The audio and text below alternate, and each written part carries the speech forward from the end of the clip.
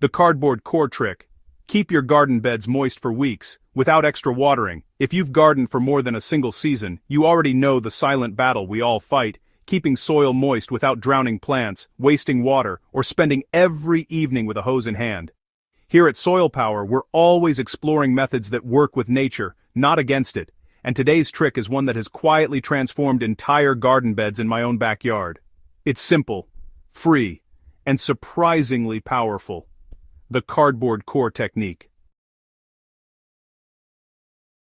At first glance, cardboard doesn't seem like much, just brown packaging material we rip open and toss aside, but used the right way, it becomes a long-lasting moisture reservoir, a slow-release nutrient bank, and a soil structure enhancer all in one. This trick isn't new. It's inspired by old, practical, low-waste gardening techniques that have stood the test of time, but it's still widely underused by the modern gardener, even though it delivers reliable moisture retention through the hottest, driest months.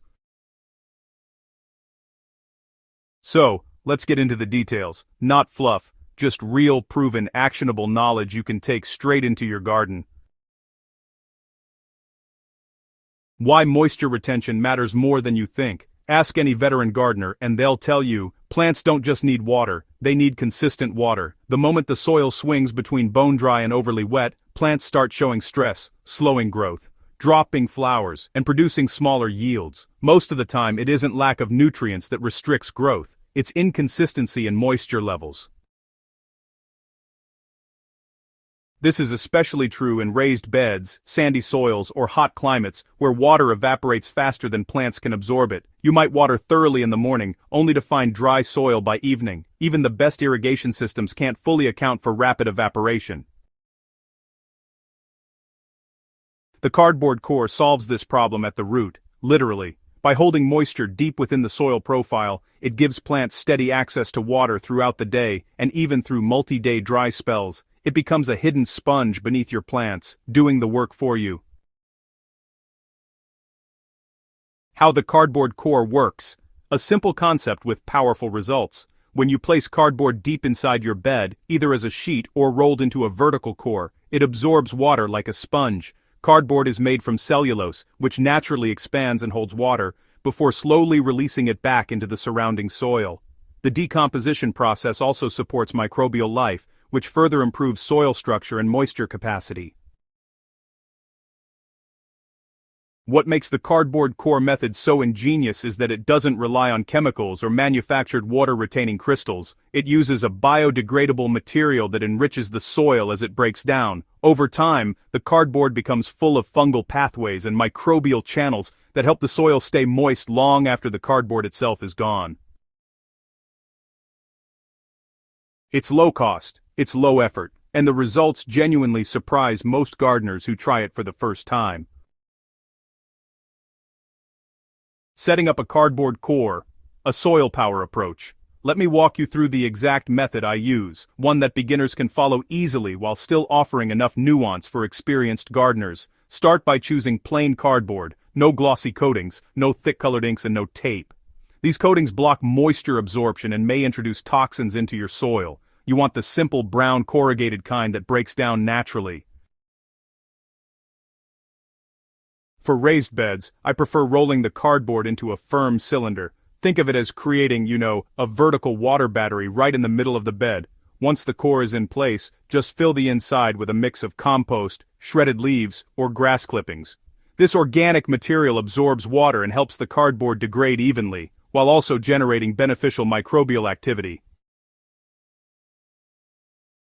In in-ground beds, I like laying the cardboard flat beneath the planting zone or sometimes digging a small trench to place it vertically, depending on the soil conditions. Heavy clay areas benefit greatly from a vertical core because it improves both moisture retention and aeration at the same time. Once positioned, cover the cardboard with compost-rich soil and give the area a deep watering. You'll notice the cardboard swells slightly. That's it, soaking up water. This swelling stage is crucial. Once saturated, the cardboard starts functioning like a steady, slow-release irrigation system. Many gardeners use mulch wood chips, compost, or even vermiculite to help retain water, and honestly, these are all great additions, but cardboard has a unique advantage. it holds water deep in the root zone, whereas mulch mainly protects the surface. Mulch reduces evaporation, but cardboard stores the water and gives it back gradually. Even if you forget to water for a day or two, the cardboard continues releasing moisture from below, keeping your plants hydrated. Another benefit is how cardboard interacts with soil structure. As it breaks down, it leaves behind pockets and channels that allow plant roots to spread easily. These decomposed zones become microbial hotspots, fostering healthy soil life that improves both drainage and water retention. Over time, you'll notice your beds becoming softer, richer, and more crumbly, something every gardener dreams of achieving.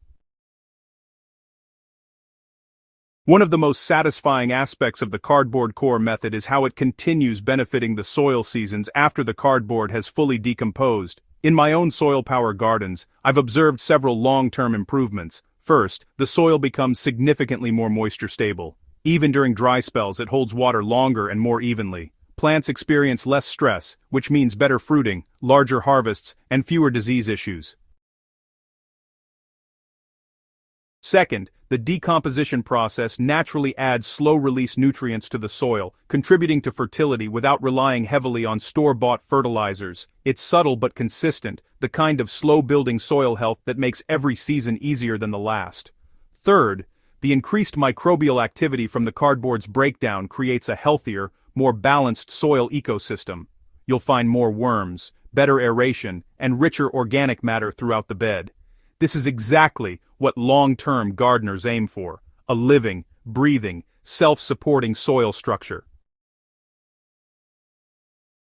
Even though the technique is simple, a few common mistakes can limit its effectiveness. One of the biggest issues I see from gardeners following my Soilpower videos is using cardboard that has plastic or glossy coatings. These coatings prevent moisture absorption and may release chemicals you absolutely do not want in your soil. Another mistake is placing the cardboard too close to the surface. If it dries out repeatedly, it won't decompose properly, and it won't hold moisture the way it should. You want it deep enough that it stays damp, even if the top couple inches of soil dry out.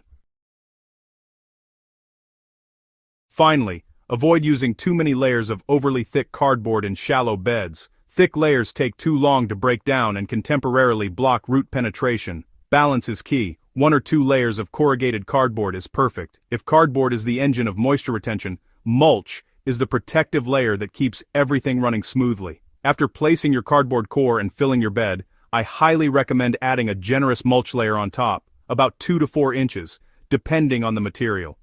This mulch layer shields the soil from direct sun, slows evaporation dramatically, and keeps the upper soil zone cool and moist. Paired with the cardboard core beneath, this creates a moisture management system that is incredibly effective, even in peak summer heat.